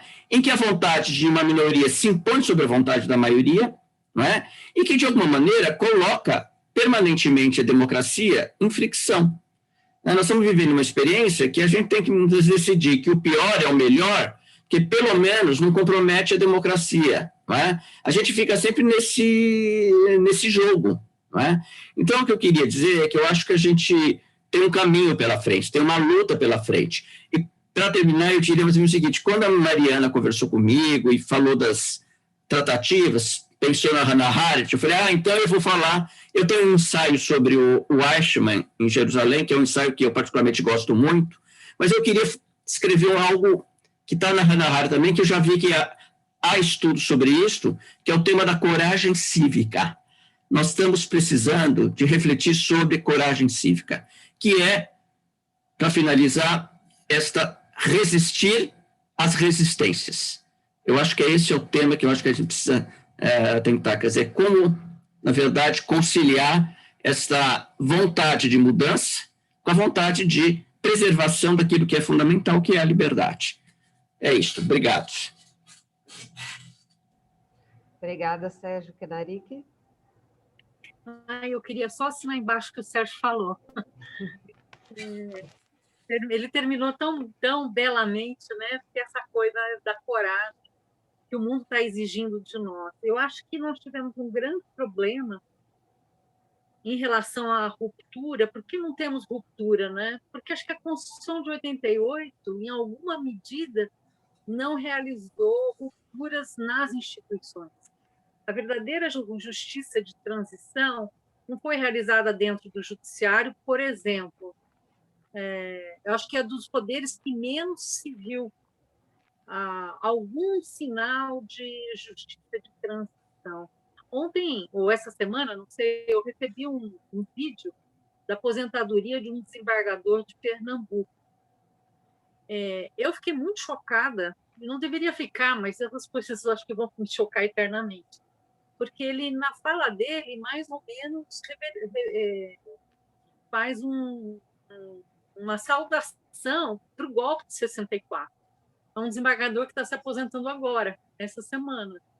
Então, assim, nós tivemos na mentalidade do judiciário uma permanência. Teve período da ditadura civil militar. O que aconteceu no judiciário? Absolutamente nada. Mudou, continuou tudo como era antes. Não aconteceu nada diferente. Não se exigiu nada do judiciário, não se fez nada do judiciário, não se mexeu na estrutura do judiciário. Foi exatamente igual. E a gente vê algumas disfuncionalidades no tema que ela trouxe, Eliane, da audiência de custódia, embora tenha uma série de problemas mesmo, que pesquisas que têm essa importância de trazer clareza para a gente, né, sobre o que acontece, sobre a própria realidade, mostram os problemas efetivos, mas mostram também alguns ganhos. E aí a gente vê a resistência da magistratura na sua aplicação de alguma coisa que ela lembrou, é de 92, se a gente for pensar em termos de tratado, implementado aqui pelo CNJ, depois tornou-se lei, e agora o que nós temos? Acabou de tornar lei, o Supremo Tribunal Federal suspendeu em razão de um pedido de uma associação de juízes. Quem está à frente desse processo para que não tenha audiência de custódia é a ANB, essa mesma associação que eu mencionei, que fez essa pesquisa. Ela que ingressou para que não acontecessem audiências de custódia na forma de videoconferência, etc., e tal, por uma série de questões. Então, assim, nós temos uma disfuncionalidade no poder. Acho que usar os mecanismos que nós temos poucos de abertura são importantes. Então, por exemplo, as audiências públicas, os ingressos como amigos nos processos, né, os amigos da corte que podem dar uma contribuição. Ontem teve uma audiência enorme sobre a questão prisional, em que várias organizações puderam se manifestar. Então, acho que esses espaços a gente também precisa pensar em utilização, em radicalização do seu uso, porque é uma forma da sociedade também participar do judiciário, das poucas formas que existem, das pouquíssimas formas. Mas eu quero pensar mesmo nessa coragem cívica que o Sérgio Adorno falou de forma tão bonita e que, na verdade, nos encoraja a seguir na resistência. Muitíssimo obrigada. Estou te devolvendo, Mariana. Obrigada. Também achei muito boa a ideia de coragem cívica. Também anotei. Bom, em nome da coragem cívica, Daniel, para terminar. Se eu pudesse, eu também fazia que nem a Canarica. Vamos deixar a palavra concedida, porque foi tão... Né? Tem uma passagem da paz perpétua que Kant diz mais ou menos o seguinte, quer dizer, a ideia do direito cosmopolita não é nenhuma quimera, né? Ou seja, ela é uma ideia e ela tem realidade objetiva. Mas por que ele pode afirmar que ela tem realidade objetiva? Ele diz o seguinte: bom, a ideia, né, a ideia do direito cosmopolita não é nenhuma quimera, porque a violação dos direitos do homem em qualquer lugar da Terra se faz sentir em todos os outros. Então, né, a ideia ela tem que estar lastreada num certo sentimento, digamos assim, né? Numa sensibilidade, ela tem que ter corpo, é isso que o Sérgio Adorno falou. Olha, as pessoas têm que sentir, né, a violação do direito do outro, né? Se não sente, né, como é que se forma uma sensibilidade que é a grande questão, né? Talvez, eu acho que foi Mariana que falou de modo muito enfático. Eu acho que a história é fundamental. E aí não é só para o direito, não. Eu acho que o Brasil tem um problema. Nós todos temos, sociólogos, filósofos, né? Em geral, né, muito pouco conhecimento da nossa história. Em geral, né? Claro que tem casos intelectuais que não, mas, em geral, a nossa formação em história é muito deficitária. Isso é uma coisa que precisava ser revisto, sabe? Não apenas no ensino médio, mas até, não sei, não conheço os currícula de direito, mas o quanto se estuda de história, né, do direito no Brasil. E mais ainda, história das instituições jurídicas, como é que as leis, os processos... Porque, no final das contas, também tem um outro ponto, né? Tem um ator, a gente falou em academia, a gente falou do sistema de justiça, da imprensa, mas a gente não falou dos políticos, né? Isso é muito curioso, né? Porque, efetivamente, né, quem mexe nessa engrenagem toda é o sistema político. São, né, no nosso caso, executivo e legislativo e tal.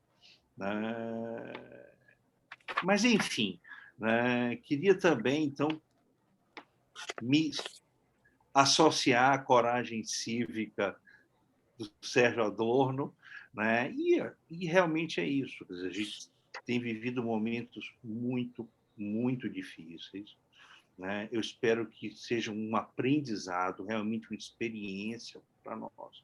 São momentos como esse que nós estamos vivendo, né, que talvez tornem não apenas possível, mas necessária uma ruptura.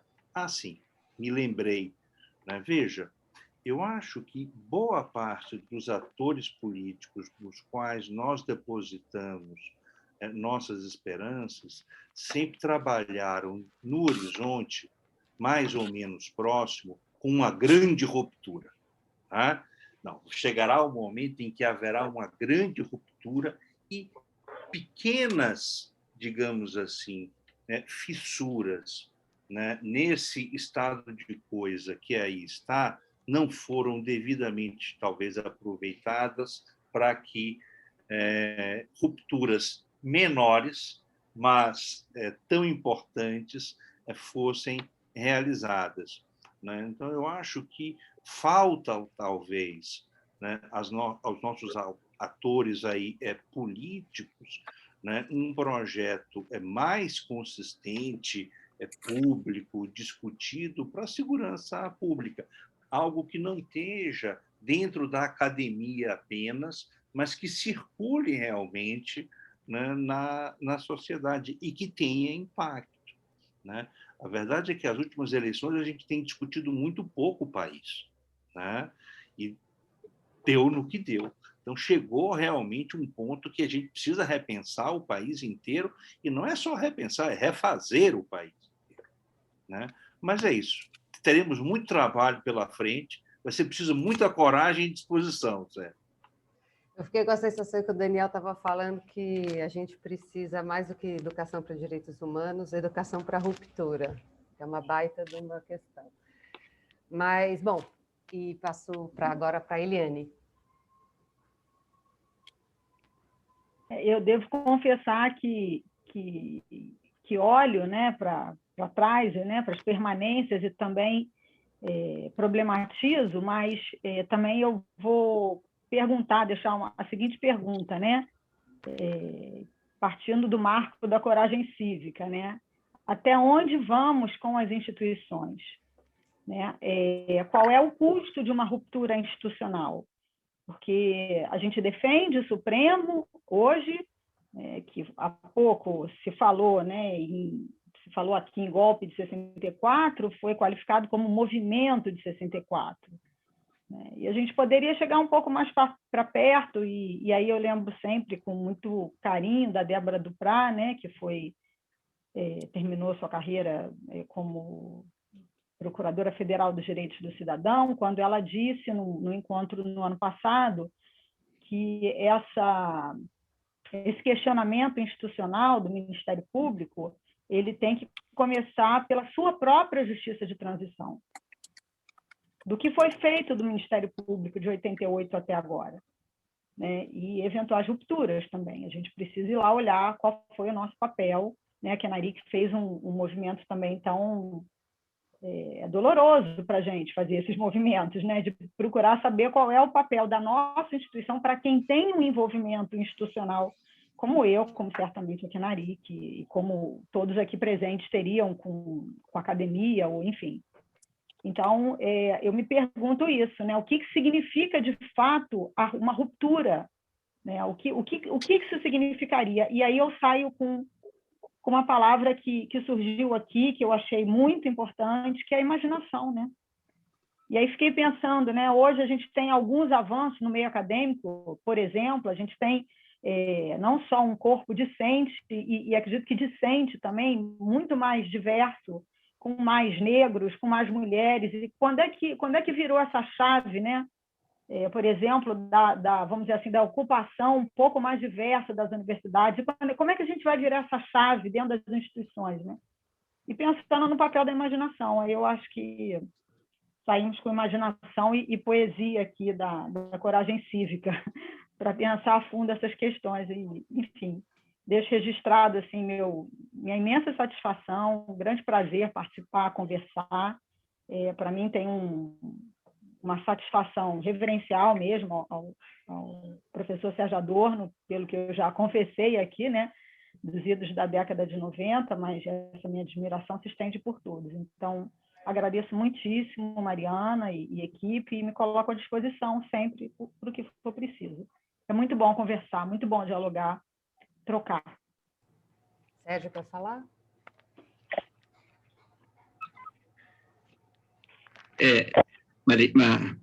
Posso falar um minutinho? Não, é só talvez um adendo. Quer dizer, quando nós estamos falando aqui em ruptura, nós não estamos falando em ruptura constitucional. Nós estamos falando desses microscópicos rupturas que destroem as resistências a uma vida democrática sólida, segura e que garanta a justiça e liberdade para todos. Né? Eu acho que esse é o nosso entendimento aqui.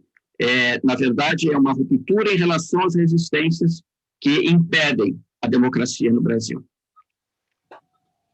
Bom, e com essa fala final, então, eu termino, encerro, agradeço muitíssimo. Não é só você, Eliane, a sua reverência pelo Sérgio Adorno. Acho que todos nós aqui temos um pouco essa grande honra, né, de estar dividindo espaço intelectual com ele. Mas também agradeço muito a participação de vocês, que é NARIC e Eliane, porque, como o Sérgio disse, a gente aprende demais também com vocês.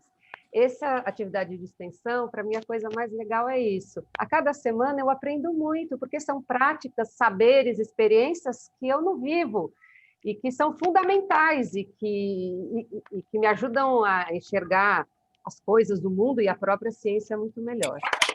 E é isso. Agradeço também a parceria da filosofia, Daniel, o Rafael, que participou ativamente também da organização dessa edição do curso.